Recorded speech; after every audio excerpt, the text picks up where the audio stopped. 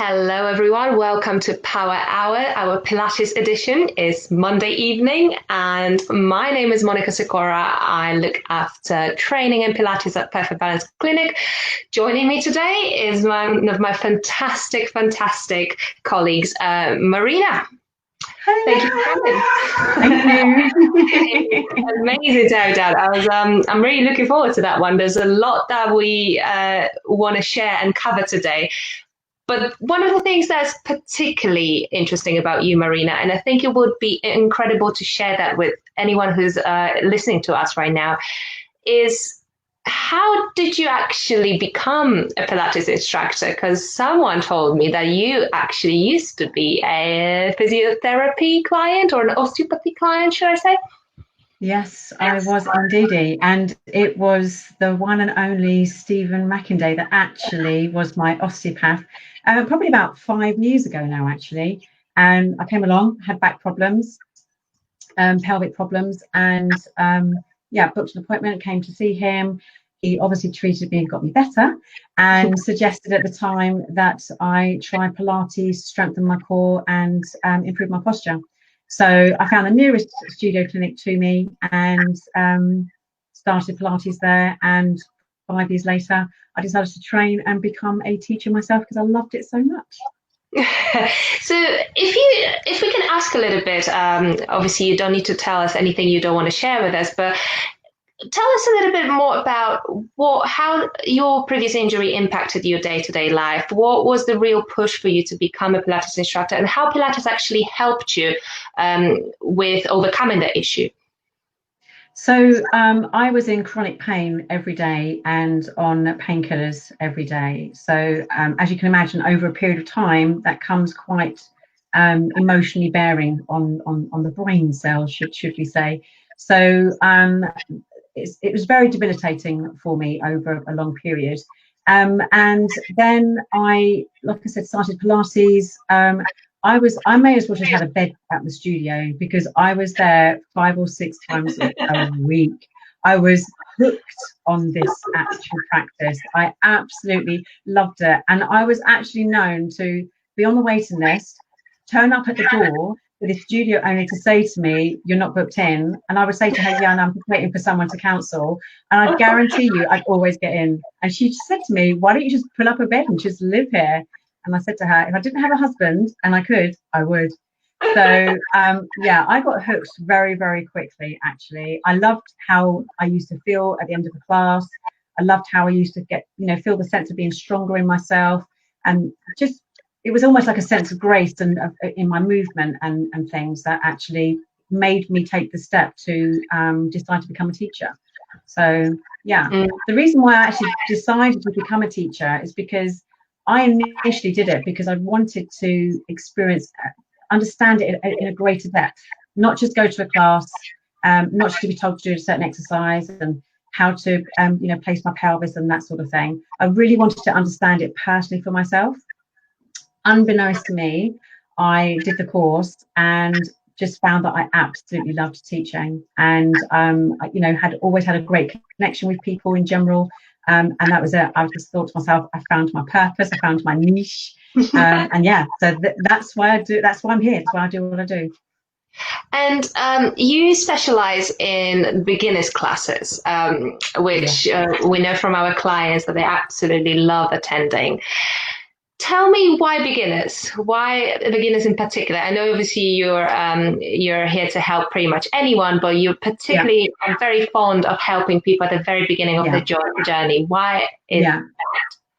Again, it's from a personal experience. Having been a beginner myself, having felt really nervous when I first went to a beginner's course. There's so much information. Pilates is a lot more than just stretching and just laying on a mat. There's a whole lot more to Pilates. So there was a whole wealth of information that was fed to me. There was a confidence issue for me and a lack of connection for me personally, actually, when I first started. And I just didn't want people to experience what I experienced, as in a lack of confidence. And like I said, I think I empathize with beginners.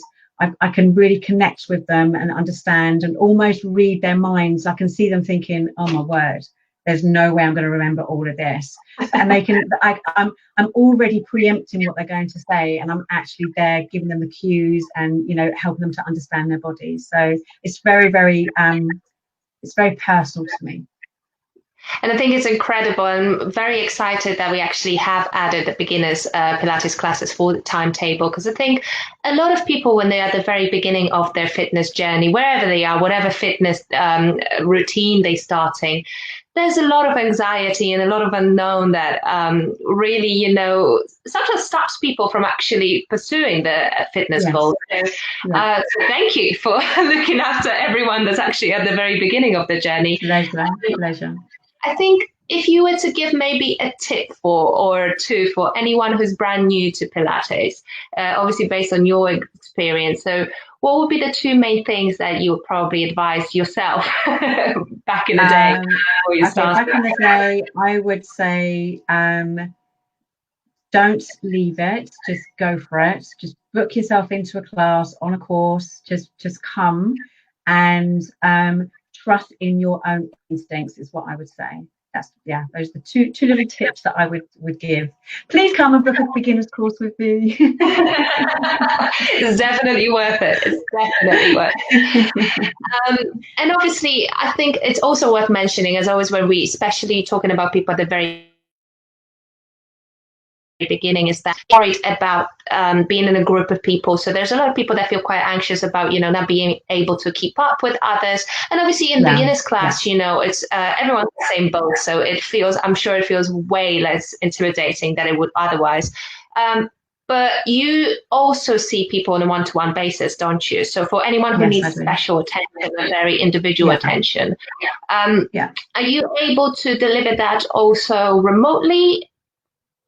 Yeah, I can do remotely. I can do lockdown has actually been a blessing for me, actually. It's given me a whole new realm of teaching skills. Obviously, having to learn to cue and teach via Zoom.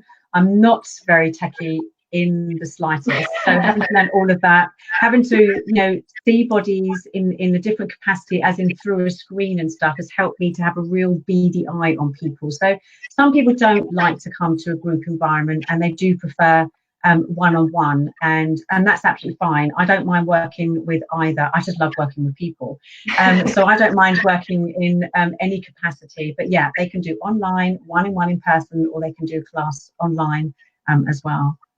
That's brilliant. And I guess for anyone who might be worried about online classes, I obviously firsthand experienced your teaching, which has been brilliant, but are you able to give your clients in a remote class the same amount of attention that you would if you have them in front of you in the studio? So my clients, whether that, I was thinking, this is interesting actually, because I was literally thinking about this weekend, actually. You didn't know this. No. And I realized, you know, it's at first, I'll be honest, I really didn't like Zoom, because I'm really a people's person. I love to be close to people. I love engaging with people. But I realized as the weeks have gone by that actually an individual, you know, whether they're an individual or a group of people, they get me whether they're in a Zoom environment or whether they get, you know, a studio live environment. In fact, I've actually had clients say to me, it actually feels like we're still in a studio with you, because I still give them the same energy, the same attention. And as far as I'm concerned, that's the screen, but it's no different. I've got clients in front of me. They can be physically or in a screen. So it's the same energy. It's the same fun. And we have fun in my class as well. So, you know, you've got to relax. You're coming into an environment you've never been to before. You don't understand. And I do like to bring laughter and a bit of fun into my classes, just to, you know, it helps people to relax and stuff. So breaks the ice and allows people just to be able to focus and concentrate on what they need to do. That's incredible. Just because we have you here, and I think it would be great if we have anyone tuning in, especially again, a beginning of the journey with Pilates. It will be great to talk a little bit about the fundamentals of Pilates. So I know that you're the encyclopedia My when it comes favorite. to knowledge. She was waiting for that part. I really would like to pick your brain a little bit, and most importantly, share that with anyone listening to us. Because most people heard at least some form of fundamentals in Pilates, and it doesn't always necessarily, sync very well with people. So could you just like break it down for us and tell us a little bit more about what... How long have you got? Let's see how long we can keep people entertained for. But if you could just break it down for us, so any person who is at the beginning could really see the reasons behind the actual science behind what they're about to embark on. Oh, okay, right. So let's try and break it down into a nutshell then, actually. So I would say to somebody, if you can imagine the body as the body is generally one whole unit, okay, and we have different segments of the body, don't we? We've got the head, we've got the ribs, we've got the pelvis, we've got the knees, we've got the ankles. So and the ideal alignment is that each of those segments are in line with each other. That's the basic principles in a very simple form. But then if you want to break it down, we can talk about the breathing, we can talk about the ribs, where they need to be placed, the pelvis, how best the pelvis is actually placed, how we use the pelvic floor to engage the deep stabilizing muscles, because it's actually quite interesting the amount of people that actually have no idea about pelvic floor, or AKA your wee muscles. Or I've learned a new thing actually, or AKA your laughter muscles. Actually, that's a good thing. If you laugh, check for myself. You see, if you start laughing, you actually engage your deep stabilizing muscles. So that's a new cue of mine actually in my classes, and that, of course, everyone can relate to laughter. So that does actually help to stabilize and engage. And Pilates is very much from the inside out. So it's not about engaging the big muscles that we're used to engaging. It is about becoming aware of your smaller muscles, maybe in some cases, and the stabilizing muscles, how they need to switch on first, and then let the body start to engage as it's designed to do so actually. So I mean, I can really go into each one individually, but I might get a bit too techy actually. So it's really hard, because when you start talking to another Pilates teacher, then you can really go into it and you get quite nerdy and stuff. But when you are engaging with your everyday person, I mean, when you're engaging with your everyday person, most people are not interested in that, and they just want to go, right, just tell me how to breathe. Tell me where you want my ribs to be. Tell me where you want my pelvis to be placed, and just tell me where you want my head. Oh, and just tell me where you want my feet. Good to go. So it's So I'm going to sum it up. Simple cues For people that I think most of them will also be interested in what they're really going to get out of it, right? Because there's a lot of misconception about Pilates. And I, as an instructor for years, I've come across people with various different opinions, and, also the favorites of the reformer and the mat, and, there's almost like camps and sides that you had to take. And I think we're sometimes just diverting attention away from the fact that we're all working towards the same goal, really, and that's to optimizing our bodies and making them function to its absolute best potential. But what are some of the main things that you can expect from regular Pilates workouts? Would that be improved posture, improved breathing? Is there anything less obvious that I'm missing? So definitely improved posture. And again, just reversing back some of my clients, they can actually, they tell me about hearing my voice in their head. So when they're sitting at the desk at the office and they're like this, then all of a sudden they hear me go, okay, lengthen the crown of the head to the ceiling. So all of a sudden they like elongate their spines and stuff, and they feel nice and wide across the collarbones and things. So it's nice to hear that I'm a little small voice in their heads and things. So first and foremost, it is better posture. Actually, first and foremost, it's awareness. It's awareness of your person, it's awareness of your body. And it's awareness of, am I sitting there slumps like this and rounding forward? Am I sitting there just, really compressing my spine? So as soon as you're aware of that, you're going to be thinking, oh, okay, maybe I need to just sit up a little bit. and just think about maybe just engaging my core a little bit. So, and that's the second point. They do notice that their core activates a bit better, because well, yourself, if we're not aware of the core, or if we don't train the core to actually activate, the glutes activate, don't they? The glutes take us all over the place, so it's an awareness of the core, and just you find that people find that their back burn doesn't happen so much because they're just sitting in better posture, or they're walking in better posture. So yeah, that's what I would say. And I think this wraps up nicely with another point. I think it's very important to mention is the fact that the principles of Pilates go way beyond the class and the time that you spend with your instructor. Part of the reason why I absolutely adore seeing you teach is the fact that you're of course getting a workout, you're learning a lot in session, but you take that knowledge away with you and you apply it in a day-to-day life, which I think this is really the principle of any form of a training. You train in a controlled environment to then apply those less controlled situations. Absolutely. Yeah. To learn and actually improve your life massively. And I think a lot of the time you hear from people when they don't even, we especially as working under the Perfect Balance Clinic, we talk a lot about the posture, and posture can mean various different things to many people depending on kind of what your posture problems are.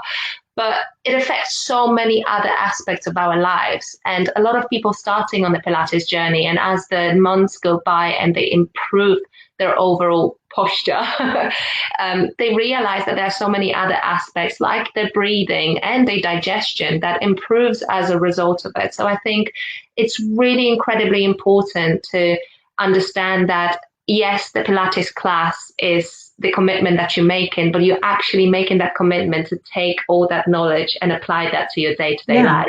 Yeah, because with going back to the breath, just with an awareness of the breath and correct breathing, you actually switch off your accessory neck muscles, for example, and you start breathing from your rib cage. And then lo and behold, I've had clients say to me, well, my neck doesn't hurt anymore. I've got no tension in my shoulders. Well, why is that, I wonder? Maybe you're breathing from your rib cage instead of up here. So yeah, it's a small thing, and it's even down to reaching up into the cupboard for your glass of wine. You can get your wine glass, reach up the cupboard, and instead of hunching your shoulder up like this, maybe you might think, well, maybe let's keep my shoulder in the right place. Let's just reach up. Let's keep my core switched on, and then I can get my glass, pour my wine inside, and then I can drink it. you see that, guys, first-handedly. It's your Pilates instructor teaching you how to pour wine into a glass. But I think that and all the other things that you can learn. There's lots of other things you can relate to. I mean, even into the gym. The gyms are starting to open up again, and you think about a first exercise. So lunges, for example. You can bring in the basic principles into your lunges, and you'll probably find that you'll be less inclined to injure yourself. And you're actually more inclined to engage your core more often than not. So again, I've had clients that have said to me, okay, show me a lunge with a Pilates principle, which I've done so. And they're thinking, and they've actually said to me, wow, that's just so different. Well, okay, great. Now go to the gym and do your lunge and see how much more improved your posture will actually be. So yeah, lots of different facets of life that it can actually improve. Absolutely. And I think this is it. This is the back to basics, but such crucial basics. I think a lot of the times we see Pilates as a break between, the kind of junction between the rehabilitation and the fitness. But for myself, especially, I can share my personal side of things is that, I've been a trainer for over a decade, and I've very in my day-to-day life, I'm a very active person. And yet, if I am outside work, my main part of the chunk of a weekly workout is Pilates, both mat and reformer.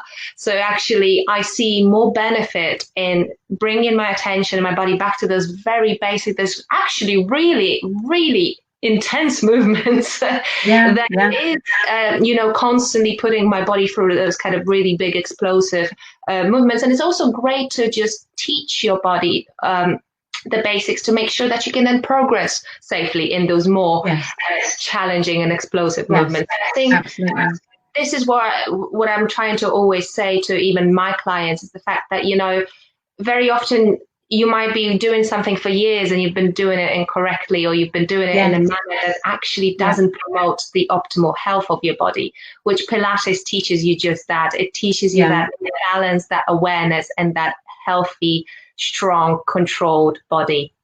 I genuinely wished I'd known about Pilates. I mean, Pilates have been around for many, many years, but way back when I was very young, it was a poo-poo thing. It was like, oh, I just want to do aerobics. I just want to be, hot and sweaty and this, that, and the other. But knowing what I know now, I may have saved myself from my low back issues and my pelvic issues and that sort of thing. And now that I do when I do squats now, I'm very mindful of a neutral spine, for example. It's not, do you know what I mean? I'm just mindful of the actual different principles as I'm doing things and engaging the core, whether other than sticking my booty out or something like that. Do you know? It's just, I'm just a lot more aware now, and I feel like I have that control and strength in my body to actually do these exercises and do them safely now as well. Brilliant. Well, Marina, in that case, you know what I'm going to ask. Where can we find you? How can we book into your classes? Well, you can find me on the Perfect Balance Clinic website, and I'm teaching beginners classes on a Monday at 6 o'clock and a Thursday at 7. So these classes are on Zoom. They are online, but I am able to also teach one-to-ones as well. Brilliant. And for those of you who don't know our website yet, our website is perfectbalanceclinic.com, where you can book online and see the extensive timetable that we have and find Marina's beginners class on it.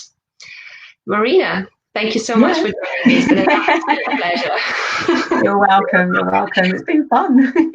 I know. Well, I'm sure we're going to have you in here soon again. I look forward to it. I look forward to it. Thank you very much, Monica. Thank you. Thank you, everyone. Bye.